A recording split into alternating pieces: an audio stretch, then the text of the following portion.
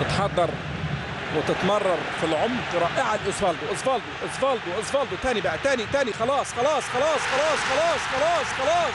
ادميلسون ادميلسون ادميلسون ادميلسون ادميلسون يصنع الفارق ويزيد الفارق ويحرز ثاني الاهداف لسان باولو ليضمن رسميا الوصول الى دور ال 16. العملاق البرازيلي برفقة شقيقه اتلتيكو مينيرو. الله على كرة القدم. قبل المباراة كانت الامور صعبة. هجمة مرتدة نموذجية عملها اوزفالدو المتألق بمنتهى الروعة والمهارة. هو صاحب هذا الهدف اللاعب الكبير. السندة روعة من جانزو والتألق ولا اروع من الكبير المتألق اوزفالدو. انطلاقة روعة من الجانب الايمن والتمريرة نموذجية الى القادم من الخلف الغير مراقب ادميلسون ليحرز الهدف الثاني ليضمن بنسبة كبيرة وصول سان باولو الى دور ال 16 برفقة اتلتيكو مينيرو. 2-0 2-0 اول هزيمة لاتلتيكو مينيرو.